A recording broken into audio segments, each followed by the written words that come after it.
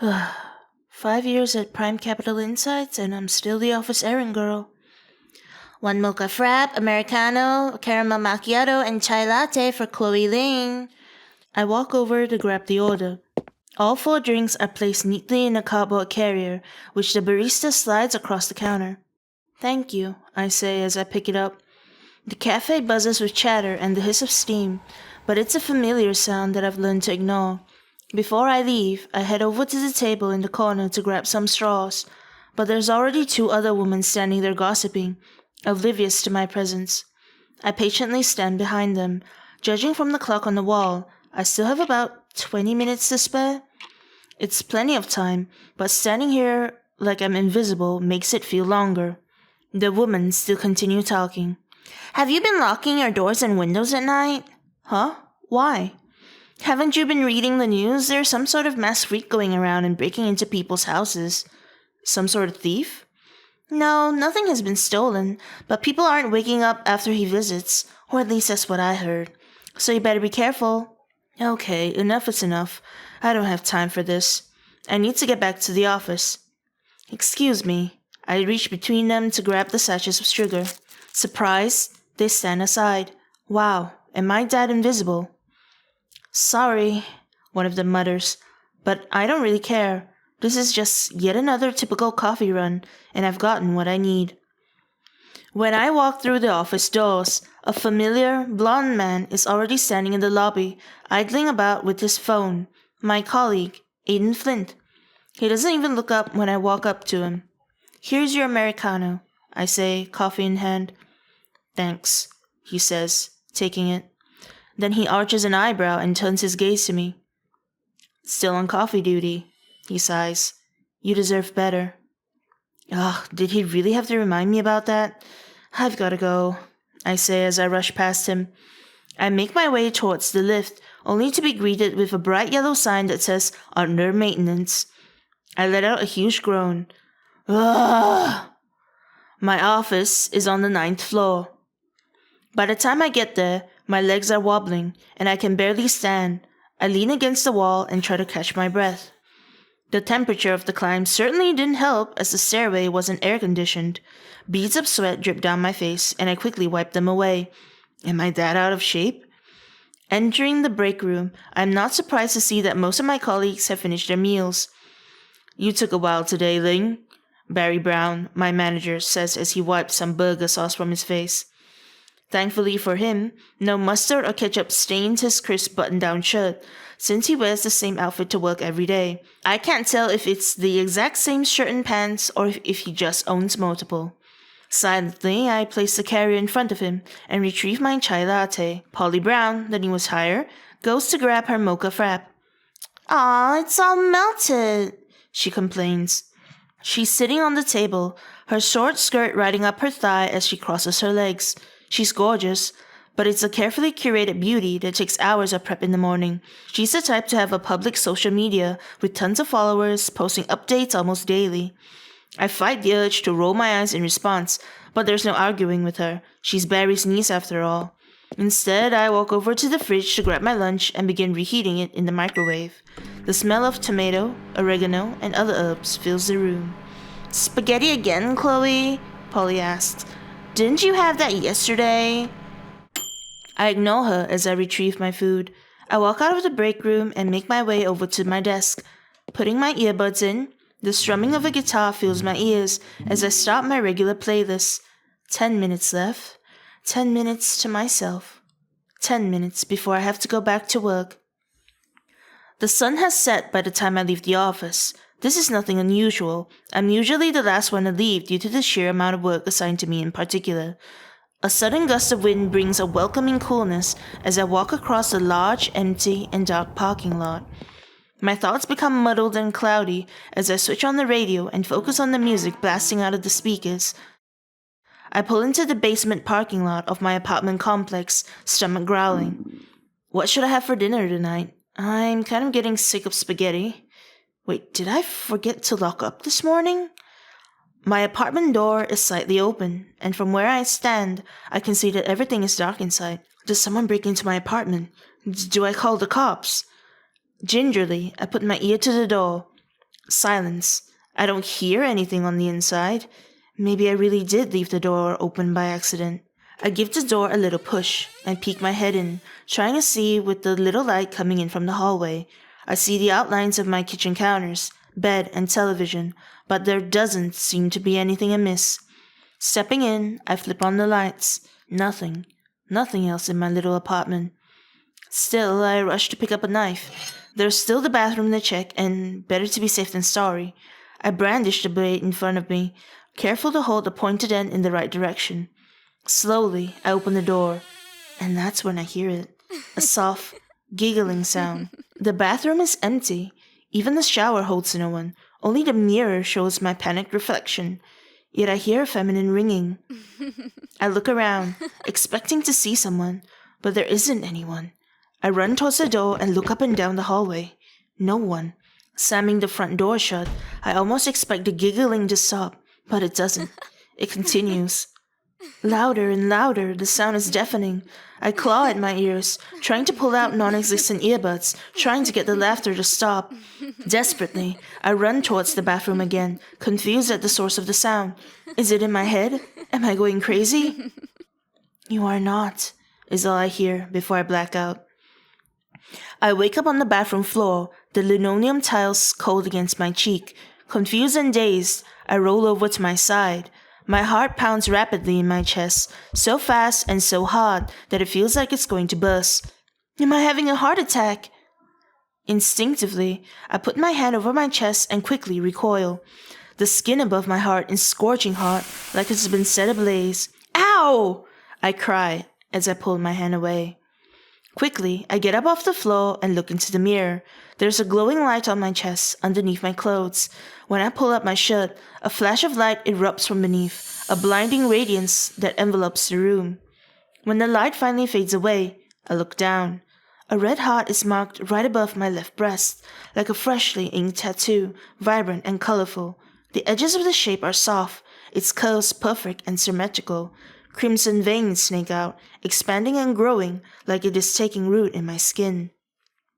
What the hell?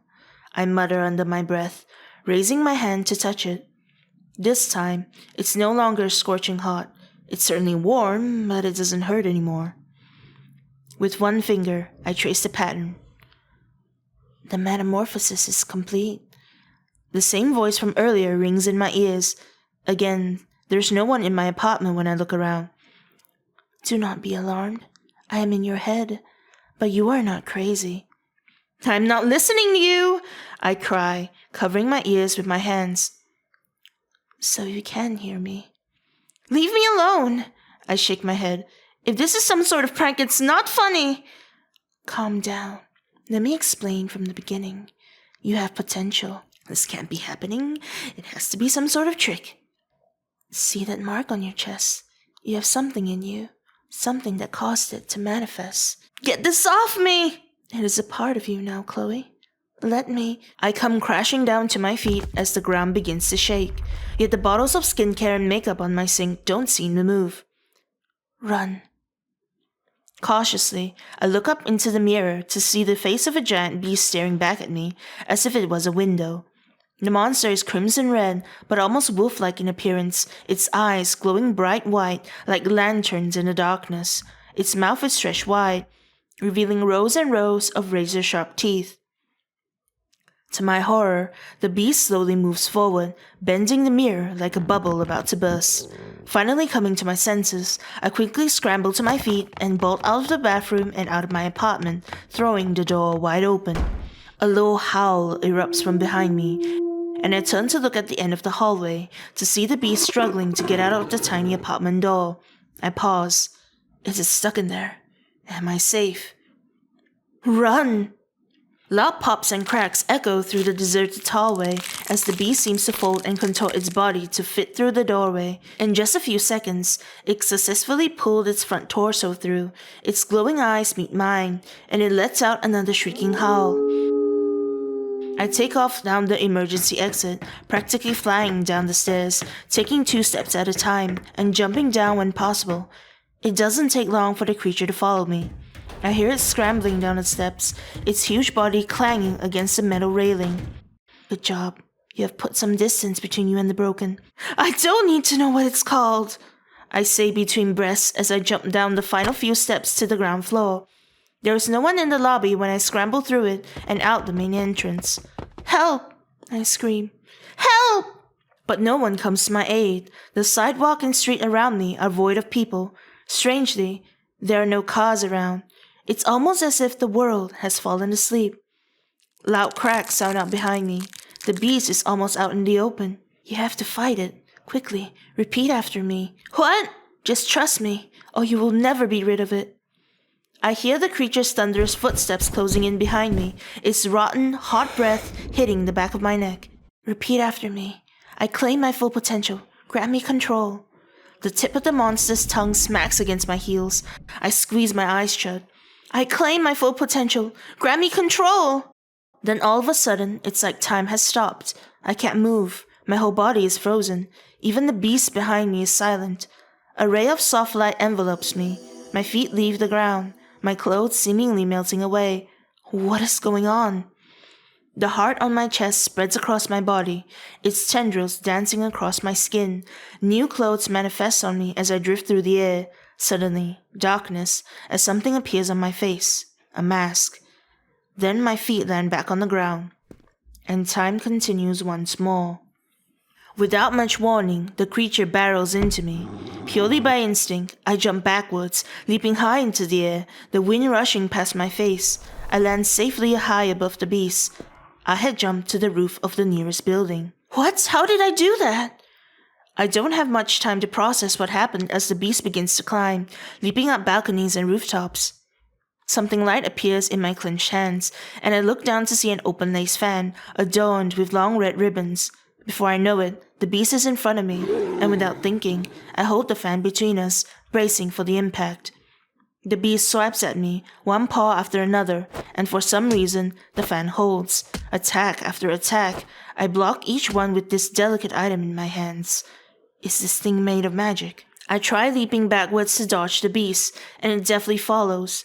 It swipes at me again and again, even as I jump away from it. There's no escaping this thing.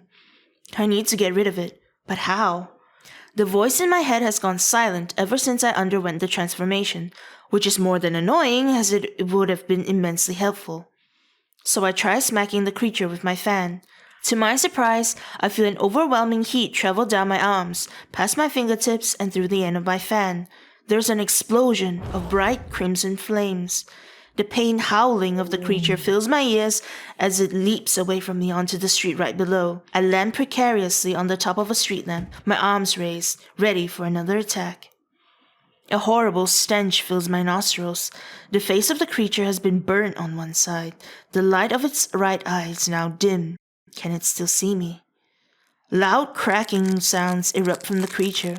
It bends its spine backwards, its head tilted towards the moon as it begins to rearrange itself. Oh no, you don't!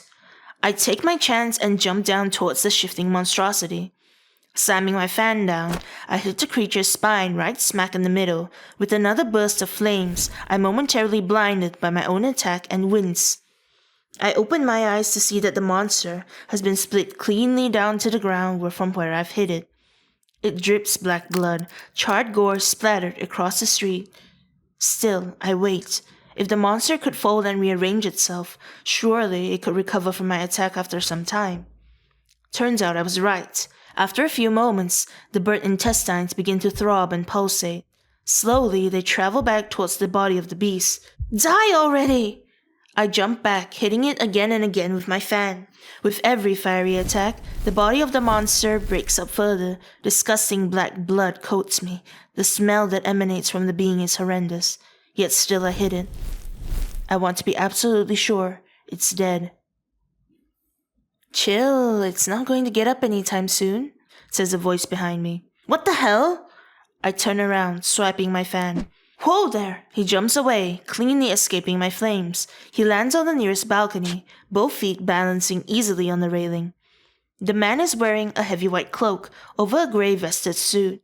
His black hair is messy, and his face is covered with a white mask. I don't know who he is, nor can I tell. Listen, I'm not an enemy, he says, raising his hands. Who are you? I ask as I reluctantly lower my fan. Call me Mage, he says, sitting comfortably on the balcony railing. What about you? Mage? What kind of name is that? It's a funny title, right? Kind of stuck on me one day. People like us need anonymity anyway. People like us? He cocks his head to one side, a sly smile spreading across his lips. Wow, you are new to this, aren't you? Is it really that obvious? Judging from how you treated that broken right there, yeah. He points towards the pulpy, burnt mess under my feet. It came from my bathroom mirror. Shh. He brings a finger to his lips. No more details. Keep your identity a secret. In one swift motion, he jumps down to my side. He takes a few steps forward, closing the distance between us. He pulls back his cloak, revealing a large belt that I didn't notice before. Strange multicolored bulbs dangle from around his hips. He plucks one of them off and holds it up to me, showing its delicate, pale pink hue. For now, you should sleep, my dear, he whispers, the orb in his hand glowing faintly. I can't help myself.